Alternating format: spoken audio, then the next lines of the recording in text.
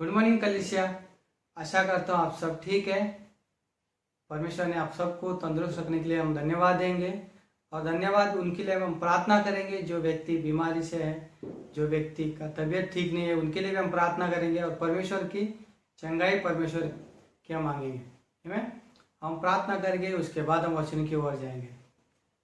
धन्यवाद इस परमेश्वर, इस समय के लिए परमेश्वर हम धन्यवाद देते हैं। परमेश्वर आपने हर एक व्यक्ति को परमेश्वर तंदुरुस्त रखा, परमेश्वर हर एक बीमारी से उन्हें बचाए रखा परमेश्वर। और हम धन्यवाद देते हैं परमेश्वर उनके लिए परमेश्वर जो बीमारी से गुजर रहे परमेश्वर। हम चाहते हैं उनके जीवन में आपकी महिमा को देखना चाहते हैं परमेश्वर। परमेश्वर हमारे हाथ में कुछ नहीं है, लेकिन आपके हाथ में सब कुछ है परमेश्वर। आप हर एक चीज़ों को अपनी महिमा से ठीक करते हैं परमेश्वर। हम चाहते हैं हर एक बीमार व्यक्ति के जीवन में आपकी महिमा देखे परमेश्वर। परमेश्वर हम चाहते हैं वो तंदुरुस्त होके आपकी महिमा को लोगों तक पहुंचा पाए परमेश्वर। इस समय के लिए हम यीशु मसीह के नाम से प्रार्थना करते हैं। आमीन।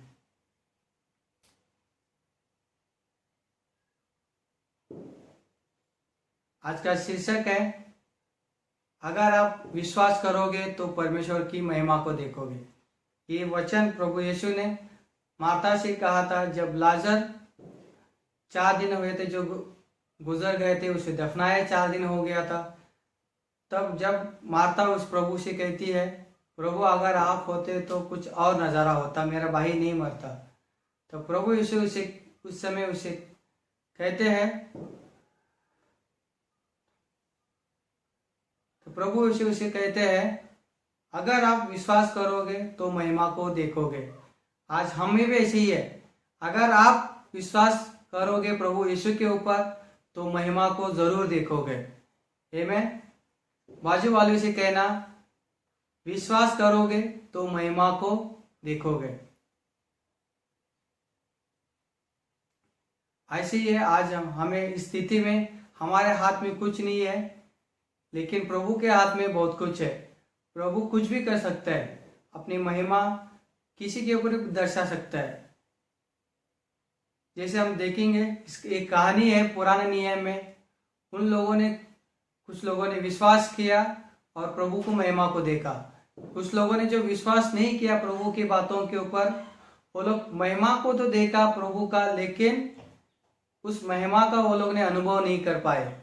उस महिमा को वो लोग अपने जीवन में चेक नहीं पाए। उन्होंने महिमा देखते देखते वो लोग गुजर गए, यानी महिमा को देखा और उनका उसी दिन उसका अंत हो गया, क्योंकि वो लोग ने प्रभु पे बातों पे विश्वास नहीं किया था। अब हम उस कहानी को हम देखेंगे। ये कहानी पुराने नियम में है, 2 राजा 7 अध्याय में लिखा है इस कहानी में ऐसा होता है, जो आरामी जो सेना है, वो प्रभु जो इजरायली जो राजा है, उसके राजा के ऊपर वो लोग ने लगातार वो लोग हमला करते हैं ताकि राजा को मार गिराए। ऐसा चीजें वो लोग बार बार वो लोग कोशिश करते हैं राजा को। उनको जब उनका जो दुश्मन सेना का जो खबरी था, वो खबरी निकालता है कि राजा आज ये रास्ते से जाने वाला है, उसे हमें घात करने का अच्छा मौका है। तो दुश्मन सेना जैसे घात करने के लिए जाते हैं, तो उससे पहले ही जो प्रभु का दूत है एलिशा को सब कुछ दुश्मनों का बातचीत बता देता था। और प्रभु का दूत जो एलिशा था वो जाके उस राजा को संदेशा पहुंचाता था कि आज आपके ऊपर हमला होने वाला है। उस समय राजा अपना रास्ता बदल देता और उसकी जान बच जाती। ऐसे कई दिनों तक उस दुश्मन सेना इस राजा को मारने के लिए वो लोग घात करते हैं और वो लोग नाकामयाब हो जाते हैं। फिर से वो लोग घात करते हैं, फिर नाकामयाब हो जाते हैं। तो उस दुश्मन सेना में एक बातचीत होती है कि हो सकता है हमारे बीच कोई गद्दार है जो उस राजा को बता दे रहा है कि हम उसको मारने वाले हैं। नहीं तो कैसे पता चलेगा कि हमारे जो बंद कमरे में जो हम निश्चय ले रहे हैं उसे कैसे पता चल रहा है। तो दुश्मन सेना के बीच में एक व्यक्ति कहता है, प्रभु हम में से कोई गद्दार नहीं है, लेकिन उस राजा के पास एक व्यक्ति है, उसका नाम एलिशा। वो पहले राजा को सब कुछ बातें बता दे रहा है, जो हम बंद कमरे में जो निश्चय कर रहे हैं उसे प्रभु का दूत उसे बता दे रहा है और वो एलिशा अपने राजा को बचा ले रहा है। तो उसी कहानी ऐसी होती है। तो वो लोग दुश्मन लोग अलीशा के ऊपर हमला करते हैं। प्रभु ने उस अलीशा को भी बचाता है। फिर वो लोग दुश्मनों का हमला करना लेकिन रुकता नहीं है। वो लोग फिर बोलते हैं चलो हम पूरे देश को हमला करते हैं। उस समय ऐसा हुआ करता था, जिस व्यक्ति जो राजा का राज्य है वो चारों तरफ दीवारें बांधता था उस राज्य के लिए, और ताकि दुश्मन कोई आसानी से हमला नहीं कर पाए। और उसके लिए गेट हुआ करता था, जो भी अंदर बाहर जाना है उसी गेट से अंदर बाहर जाया करते थे। और उसके बाजू में उनका बाजार हुआ करता था, अंदर ही सब कुछ उनका अंदर ही है। तो ऐसी बात, तो ये लोग ने चलो हम पूरे राज्य के ऊपर हमला करते। जैसे वो लोग हमला किया, देखा दीवार पे वो लोग बाहर वो लोग बैठे रहे। दुश्मनों का सोचा मानना ये था कि आज नहीं तो कल ये लोग अंदर का अंदर ही, ये लोग भूख के कारण कम से कम इन्हें बाहर तो आना ही है, तब हम इनके ऊपर हमला करके इस राज्य को हम हासिल कर लेंगे। तो ये लोग इसी आशय से ये लोग सब दीवार के बाहर वो लोग अपना घर बना के या फिर झोपड़ी बना के वो लोग रह रहे हैं, तंबू बना के रह रहे। जब ये लोग बाहर निकलेगा तो हम उसके ऊपर हमला करेंगे। तो जब ये लोग प्रभु का जो लोग जो थे, इजराइल के जो लोग थे, वो लोग अंदर ही वो लोग बंद हो गए। ये लोग अंदर ही, ये लोग ने क्या किया, बंद होने के कारण इनका जो चीजें थे खाने पीने का वो सब कुछ महंगा होने लगा, सब कुछ खत्म होने लगा, सब कुछ नाश होने लगा। इतना तक सब कुछ खत्म हो गया, लोग अपने अपने लोगों को मारने तक आ गए थे, वैसे झगड़ा करने तक हालात आ गई थी। तो राजा को बुरा लगता है, अरे ऐसे मेरे राज्य में ऐसा हो रहा है, चलो मैं एलीशा के पास जाएंगे, उसके पास कुछ तो हल है। तो वो राजा गुस्से से एलीशा के पास जाता है। तभी दूत एलीशा को आने वाली चीजें भी बता देता है और कहता है आने वाले दिनों में क्या होने वाला है। हम देखेंगे प्रभु का दूत ने एलीशा को क्या कहा था, हम वचन पढ़ेंगे। तब एलीशा ने कहा, पर यहोवा का वचन सुनो। यहोवा यूं कहता है, कल इसी समय शेमरोन के फाटक में सहा भर मैदा 1 शेकेल में और 2 सहा जो भी 1 शेकेल में बिकेगा। तब उस सरदार ने, जिसके हाथ पर राजा का तकिया करता था, परमेश्वर के भक्त को उत्तर देकर कहा, सुन, चाहे यहोवा आकाश के झरोखे खोले तो भी क्या ऐसी बात हो सकेगी? उसने कहा, सुन, तो यह अपनी आंखों से तो देखेगा, परंतु उस अन्न में से कुछ न खाने पाएगा। आमीन। तब अलीशा कहता है, कल इसी समय सब कुछ सस्ती होने वाली है, सब कुछ पहले जैसा होने वाला है। और उस वचन में कहता है सब कुछ पहले जैसा होने वाला है। तब जो राजा का एक सैनिक था, सरदार, सैनिकों का सरदार था, वो कहता है ऐसे कैसा हो सकता है, सब पहले सा कैसा हो सकता है? बाहर दुश्मन खड़ी है हमें घात करने के लिए, और हमारे पास खाने पीने के लिए भी नहीं है, और आप कहते हैं सब कुछ सस्ता होने वाला है, सब कुछ भरपूरता से होने वाला है। कैसे होगा भरपूरता से? अगर उनका उस जो सरदार का कहना ये भी है, अगर चाहे प्रभु आकाश के झरोखों को भी खोल दे तो भी ऐसा नहीं होने वाला है।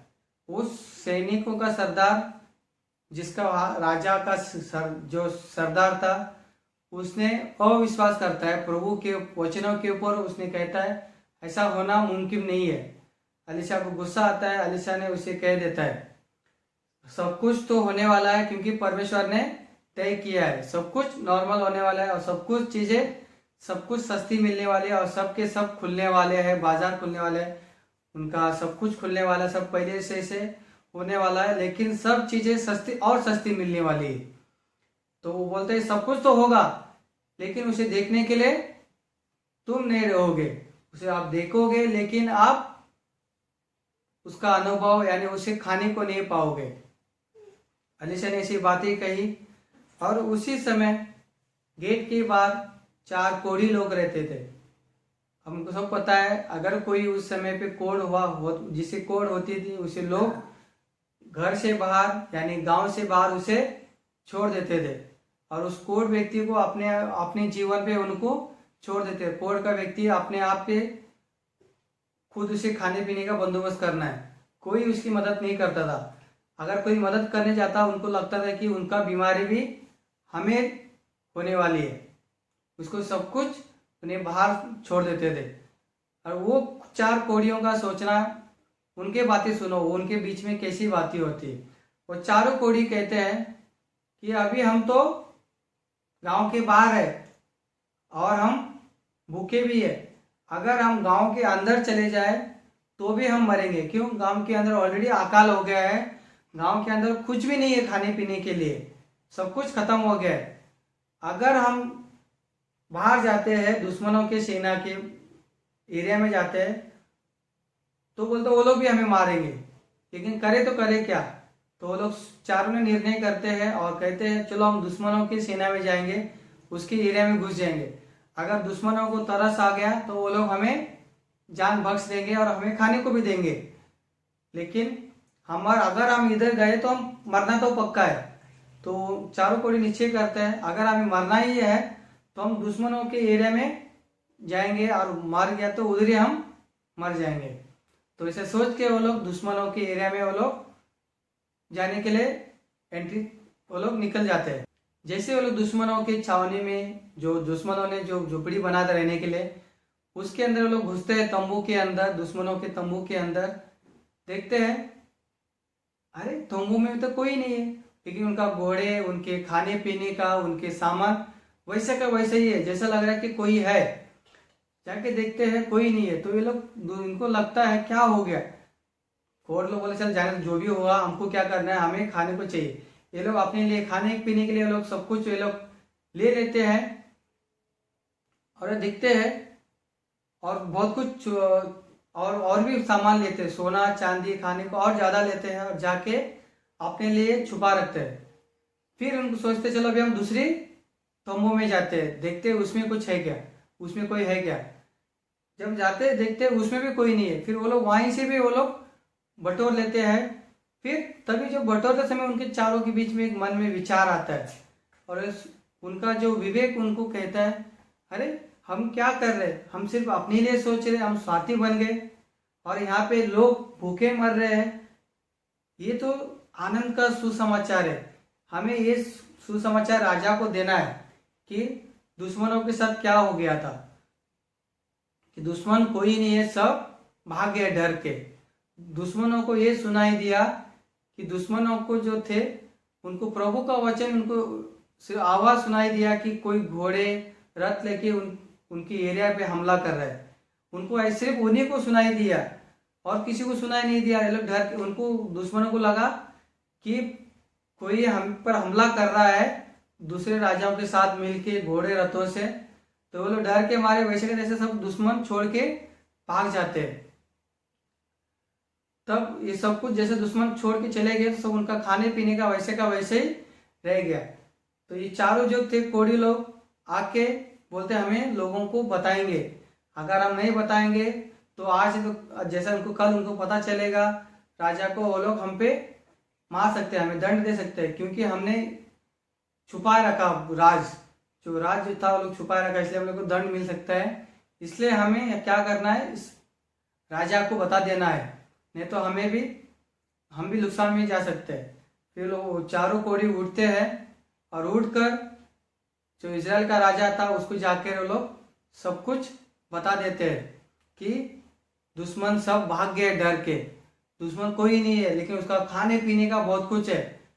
जब राजा को एक संदेशा मिलता है, राजा खुश होता है, आके देखता है सच में वैसा का वैसे ही है, जो चारों लोगों ने कहा था वैसे ही वो सच बात निकली है और सब कुछ खुश हो जाते हैं। और जैसे अलीशा ने जैसे भविष्यवाणी किया था कि कल इसी समय सब कुछ ठीक होने वाला है, उसी समय तक सब कुछ ठीक हो गया और सब जो थे अनाज, इतना अनाज था दुश्मन के पास, वो सब अभी किसका हो गया, इन अपने जो इजराइल को हो गया, उन लोगों का हो गया, सब के सब इनका हो गया।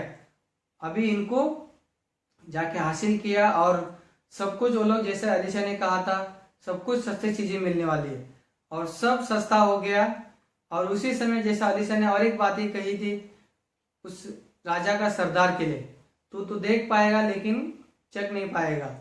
वैसे ही होता है, उस सरदार ने देखा सब कुछ मार्केट में सस्ती मिल रही है, और जैसे उसको देखता है वहाँ पे जो गेट के पास खड़ा रहता है, लोगों का भागदौड़ इतना मच जाता है, वो सरदार गिर जाता है, लोगों के पैरों तले दब के मर जाता है।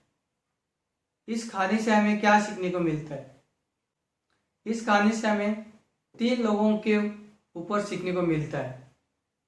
एक जो है एलीशा, जो परमेश्वर के वचनों को सुनता है और लोगों तक पहुंचाता है, और दूसरा उस राजा का सरदार जो परमेश्वर की बातों के ऊपर विश्वास नहीं करता, इसी कारण अपनी जान से हाथ धो बैठता है। और तीसरा है उन 4 कोढ़ियों की। 4 कोढ़ियों ने अपना रिस्क लिया और वो लोग दुश्मन की एरिया में घुस गए, और वो लोग ने सिर्फ जो कुछ उनको मिल रहा था, वो चाहते थे वो लोग किसी को नहीं बताए, वो सब कुछ लेके वो लोग ऐशो आराम जीवन जी सकते थे। लेकिन उनके अंदर ये भी डर जो था, जो अपने लोगों को खुशखबरी पहुंचाना है, और जाके वो लोग अपने लोगों तक पहुंचाते हैं। भले उन कोढ़ियों को लोगों ने गांव के बाहर निकाला, घर के बाहर निकाला, उनको कोई अपनाता नहीं है, उनको कोई खाने को नहीं देता है, फिर भी इन 4 लोगों ने अपने देश के बारे में सोचा, अपने राज्य के बारे में सोचा, और आके राजा को अपने सुसमाचार लोगों ने फैलाया। हमें भी वैसे ही करना है। हम अगर हमारे पास बहुतायत का जीवन है, हमें अपने लोगों तक पहुंचना है, उनकी मदद करना है, और उन्हें जो बनता है हमें उनको देखना है। सिर्फ हमारी बातों, हमारे स्वार्थ के बारे में नहीं सोचना है। जैसे अगर 4 कोढ़ी लोग नहीं सोचते तो राजा तक नहीं पहुंचता संदेशा।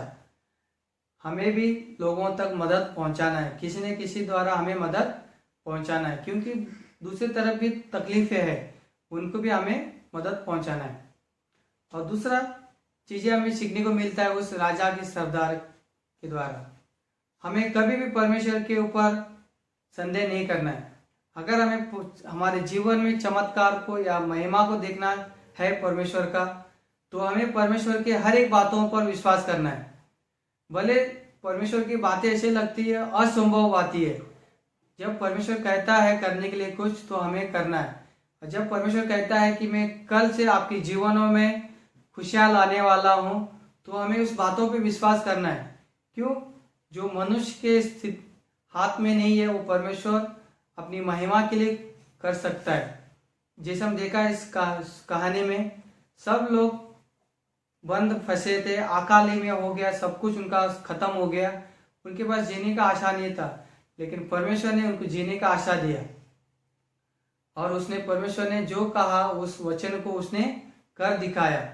भले जब परमेश्वर कहता है करने के लिए कुछ, उस बातों पे विश्वास करना हमें लगता है असंभव, लेकिन फिर भी परमेश्वर असंभव को संभव करने वाला है। परमेश्वर हर स्थिति में अपनी महिमा करने वाला है, इसलिए परमेश्वर की हर बातों पे हमें विश्वास करना है। जैसे परमेश्वर ने उस अलीशा ने कहा था कि कल परमेश्वर सब कुछ ठीक करने वाला है, और परमेश्वर ने ठीक किया भी और सब कुछ नॉर्मल किया। और एक चीज़ हमें सीखने को मिलती है अलीशा के जीवन से। अलीशा ये व्यक्ति था जो हर एक बातें परमेश्वर से सुनता और लोगों तक पहुंचाता। हमें भी परमेश्वर की हर एक बातों को सुनना है। परमेश्वर जो कहता है हमें उसे सुनना है और लोगों तक हमें पहुंचाना है। आमीन। हमें इन 3 लोगों से हमें सीखने को मिलता है। एक अलीशा के जीवन से परमेश्वर से सुनना और लोगों तक पहुंचाना, और उस व्यक्ति के जीवन में जो सरदार था, उसने विश्वास नहीं किया और उसने उसका अंत देखा।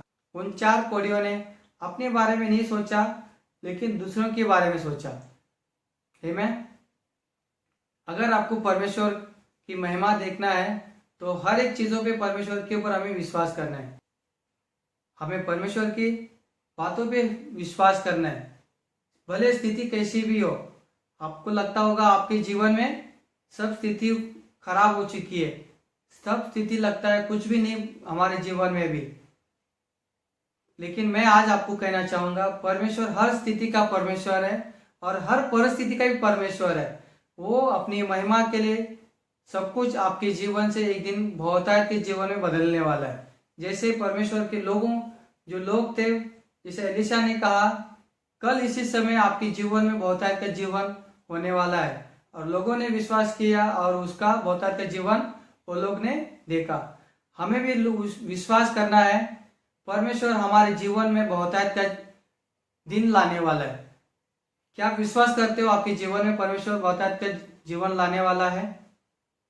अगर आपको लगता है हाँ परमेश्वर ने आपको हमारे जीवन में लाने वाला है, तो सच में लाएगा ही। अगर हम वह विश्वास करेंगे उस सरदार की तरह, तो हम देखेंगे बहुतायत के जीवन को, लेकिन उसका अनुभव नहीं कर पाएंगे। हमें विश्वास करना है परमेश्वर हमारे जीवन में बहुतायत का जीवन लाने वाला है। आमीन। आओ हम प्रार्थना करते हैं। धन्यवाद यीशु परमेश्वर, इस समय के लिए। परमेश्वर, आप हर एक स्थिति का परमेश्वर है, हर एक परिस्थिति का आप परमेश्वर है। हर एक चीजें आपकी महिमा के लिए होती है परमेश्वर। हम चाहते हैं आपकी महिमा हमारे जीवन में आए परमेश्वर। जो आज हमारी परिस्थिति ऐसी है परमेश्वर, सब कुछ असंभव लगता है, सब कुछ मुश्किल चीजें लगती है, सब कुछ खोया खोया लगता है, सब कुछ बिखरा हुआ लगता है हमारे जीवन में, लेकिन आप हमारे जीवन में बहुतायत का आशीष लाने वाले परमेश्वर है।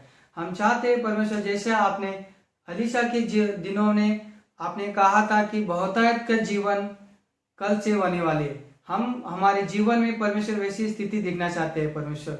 बहुतायत की आशीषें देखना चाहते हैं परमेश्वर। जो सब कुछ अब बिखरा है, सब कुछ नहीं है, लेकिन बहुतायत के जीवन आपके हाथों में है परमेश्वर। हम विश्वास करते हैं आप हर एक जो आज हम वचन सुन रहे हैं, उनकी जीवन में आप बहुतायत की आशीष लेने वाले हैं, आप देने वाले हैं परमेश्वर। मैं विश्वास करता हूँ हर एक लोगों के जीवन के ऊपर आपकी बहुतायत की आशीष आएगी परमेश्वर। इस समय के लिए हम चाहते हैं आपकी बहुतायत की आशीष, जो विश्वास करने से महिमा दिखता है परमेश्वर। हम वो विश्वास करते हैं ताकि हम आपकी महिमा देखेंगे परमेश्वर। इस समय के लिए हम यीशु मसीह के नाम से प्रार्थना करते हैं। आमीन।